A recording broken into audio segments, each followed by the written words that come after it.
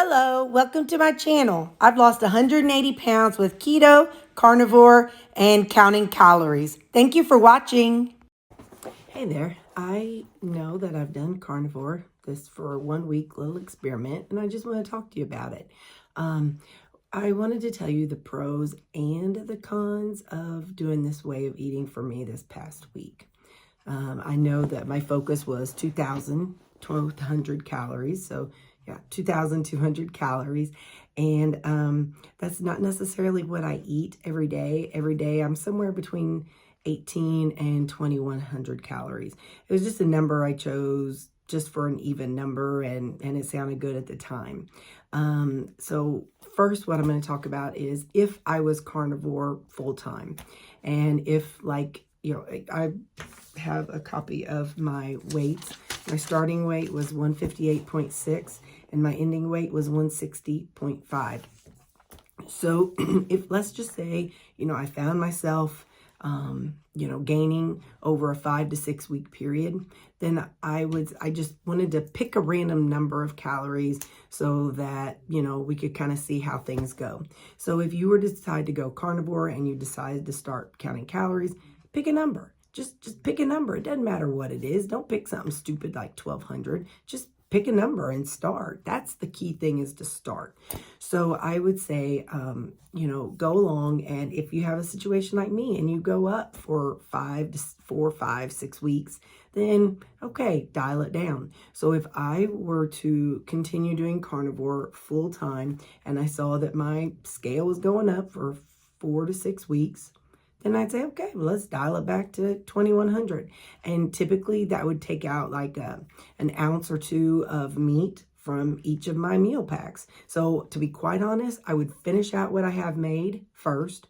And then when I redid it, I would say, okay, I did 12 ounces of ribeye, sirloin, and 80-20. So now I'm going to do 10 ounces of sirloin, ribeye, and 80-20. So that's all. That's it. That's all I would do, is drop it down, from 12 ounces to 10 ounces. At first, I would do the math to see what it would be. And if it's like going to be like, 400 calories less, no, then I would go from 12 ounces to 11 ounces. So, because you don't want to mess with yourself. You don't want to be hungry. You want to still be full. So if I were to still be doing carnivore, that's what I would do. When I came across a stall, I would say, okay, well, I've been measuring out 12 ounces every week. Let's try 11 ounces or 10 ounces. So that's what I would do if I had a stall. But now I'll tell you about my experience this past week. The pros, it was simple. There's no thinking involved. You just cook your meat. You just add your seasonings, whatever you're feeling that day. If you wanted it Mexican, you could add Southwestern and some sour cream and some cheese. If you wanted it Italian, you could add some cheese and Italian seasonings. Same with Greek, you could add some feta cheese. So you determine what's in it and what flavor it is. It doesn't have to always be salt and pepper. It could be, there's so many different seasonings out there. When I was carnivore is when I found the different seasonings, like garlic and herb or adobo. That's when you experiment with seasonings. So it was simple and I didn't have to think. I just ate meat. There's less meal prep. I didn't have to do a bunch of, vegetables and meat. I just did the meat. So it was a lot easier for the meal prep. The scale, now, as you notice, like the first little bit, it was, let's see, day 1 was 158.6, day 2 was 158.9, day 3 was 158.8, day 4 was 158.9. Friday is when it started going up. And what I will say is, the reason why I wouldn't just freak out and why I wasn't freaked out is I went out to eat Thursday. So, when you go out to eat, you're at the mercy of the chef. One, I had a higher amount of calories. Sorry about that. My phone, my alarm went off. So for one, I had a lot of more calories on Thursday when I went out to eat, but also whatever seasonings and salt or oils that they put on, that affects it too. So you're at the mercy of, when you eat out, you're at the mercy of whatever it is that they're serving and what they use when they cook. So Friday, I went up to 159.4. Saturday was 160.2. Then Sunday, it was started to come back down, 159.7. And this morning was 160.5. So those were my weights throughout this week. And like I said, so my weights were a lot more regulated. If you watch normally when I'm doing my low carb and adding the vegetables and stuff, it'll go from 158 to 160 to 162 to 159 to 158. So there's more of a jit on the scale whenever I'm low carb. But where I'm carnivore, it seems like it's just kind of a little more of a balance in the scale, which, you know, that's just something for information purposes. It doesn't matter, you know, I don't know that it matters so much to me and my body, but so that's the pros.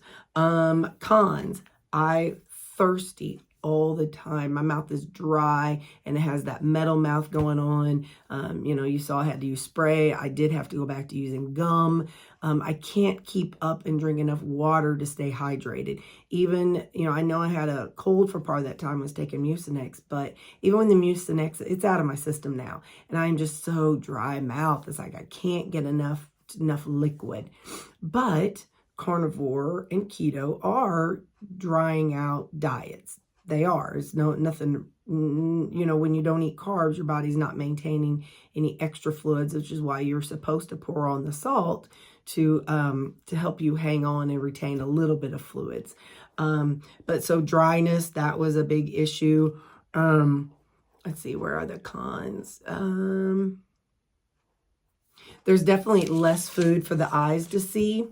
So, you know, as you know, I'm used to bringing my meal and then my vegetables. So even though the meat that I have has less in it, I still have, you know, a bunch of salad in there. So, you know, that's a pretty big portion. So, you know, so there's more bulk when I do low carb. And I'm not going to call it keto anymore because we all know I'm not keto because I'm adding in more fruits than what's keto. I'm low carb and I'm okay with it because I'm in maintenance mode and I'm just learning my body and how it works. So the con is that there's a lot less food for your eyes. There's also less restaurant choices. When you're low carb or keto, you can go somewhere like Panera and get one of their salads. You can go anywhere that does have salads or lunch meat. But when you're carnivore, you have to go somewhere that has meat. And so, yeah, I could have gone probably to Panera and just got a bunch of lunch meat, but that's expensive.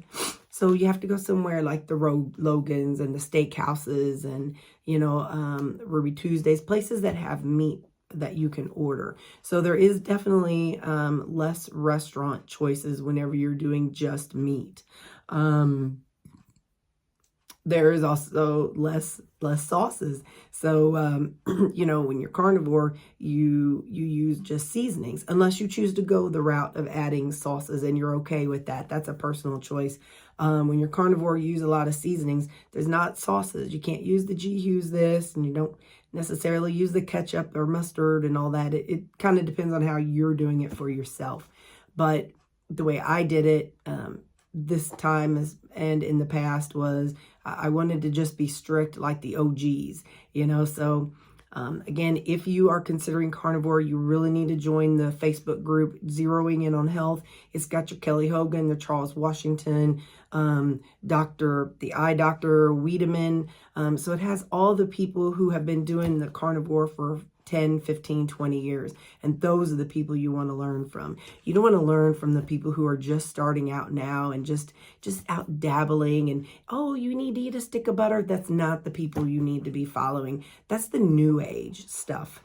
And, you know, I'm not saying they're wrong, but what I'm saying is if you're going to do it, you really need to be with the people who've been doing it for, you know, 10, 15, 20 years, because their experience is going to be the healthy experience and not the new, just not the new trendy, not the trendy version of carnivore. You want to, if you're going to do it, you want to go with how the people have done it and how their lab work and everything is good. So that would be my suggestion.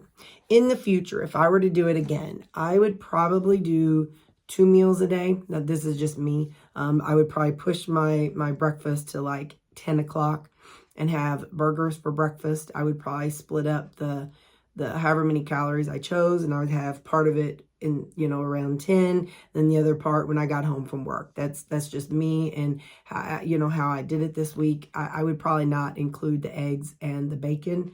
It's not bad or anything, but they just don't stay very long. So I would rather have a bigger portion twice a day. What else did I say? I would lower my calories if I was trying to lose weight or obviously maintain. Well, no, I would actually go back to 2200 and see what I did. I would do it again for multiple weeks, not just 1 week. You can't base your scale off of 1 week of eating. You just can't. So I would probably go back to 2200 and then lower down to 2100 if I stalled for 5, or if I gained or stalled for 5 or 6 weeks. Let's see.